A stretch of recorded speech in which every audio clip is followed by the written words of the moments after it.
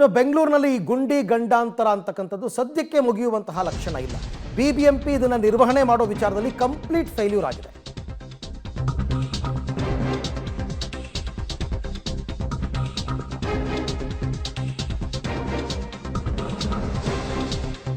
ಬೆಂಗಳೂರಿನಲ್ಲಿ ಮತ್ತೆ ಈ ಗಂಡಾಗುಂಡಿ ಜಾಸ್ತಿ ಆಗ್ತಾ ಇದೆ. ಆದರೆ ಗುಂಡಿಯನ್ನು ಮುಚ್ಚುವಲ್ಲಿ ಬಿಬಿಎಂಪಿ ಫೇಲ್ಯೂರ್ ಆಗಿದೆ. ಅವರೇ ಒಂದು ಡೆಡ್ಲೈನ್ ಹಾಕ್ಕೊಂಡಿದ್ರು, ಅದರಲ್ಲೂ ಆಗಿಲ್ಲ.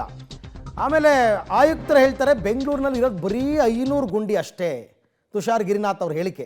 2 ಬಾರು ಗಡುವು ಕೊಟ್ಟರೂ ಕೂಡ ರಸ್ತೆ ಗುಂಡಿ ಮುಚ್ಚೋದಕ್ಕಾಗಿಲ್ಲ ಪಾಲಿಕೆ ಕೈಲಿ.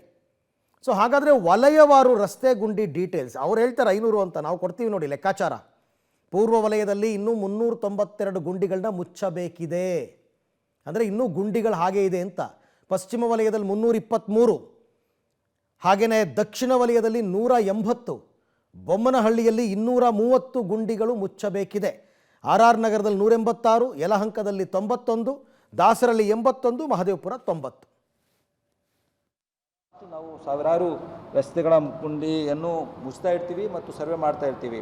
ಎವ್ರಿ ಟೈಮ್ ಯಾವಾಗ ನಾವು ಮುಚ್ತಾ ಇರ್ತೀವಿ ವಾರಕ್ಕೆ ಒಂದ್ಸಲ ಅಟ್ಲೀಸ್ಟ್ ಹೊಸ ಸರ್ವೆನೂ ಮಾಡಬೇಕು ಅಂತ ಇದೆ. ಸುಮಾರು ಈಗಾಗಲೇ ನಾವು ಹಳೆಯದು ಏನಿತ್ತು 5000 ಪ್ಲಸ್ 2000 7-8,000 ಮಾಡಿದ್ದೀವಿ. ಈಗಲೂ ನಮ್ಮ ಹತ್ರ 500 ಆಡ್ ಗುಂಡಿಗಳನ್ನು ಮುಚ್ಚಬೇಕಾಗಿರುತ್ತೆ ವಾರ್ಡ್ಗಳಲ್ಲಿ, ಮತ್ತು ಅರೌಂಡ್ 50 ಗುಂಡಿಗಳು ಮುಚ್ಚಬೇಕು ಇಂದ ಮೇಜರ್ ರೋಡ್ಸ್ನಲ್ಲಿ. ಅದು ಮಾಡ್ತಾ ಇರ್ತೀವಿ, ಹೊಸ ಬರ್ತಾ ಇರುತ್ತದೆ ಭಾಳಷ್ಟು. ಓಕೆ, ಬಟ್ ಅದು ಅವರು ಏನು ಮಾಡೋಕ್ಕಾಗಲ್ಲ. ತುಷಾರ್ ಗಿರಿನಾಥ್ ಅವ್ರ ಲೆಕ್ಕದಲ್ಲಿ ಒಂದು ಗುಂಡಿ ಅಂದರೆ ಏನು ಅಂತ ಕೇಳಿದ್ರೆ ಇಷ್ಟೇ ಉದ್ದ, ಇಷ್ಟೇ ಅಗಲ, ಇಷ್ಟೇ ಆಳ ಇರಬೇಕು ಅಂತೆಲ್ಲ ಇದೆಯಂತೆ. ಅದಕ್ಕಿಂತ ಕಮ್ಮಿ ಇದ್ದರೆ ಅದು ಗುಂಡಿ ಅಲ್ವಂತೆ.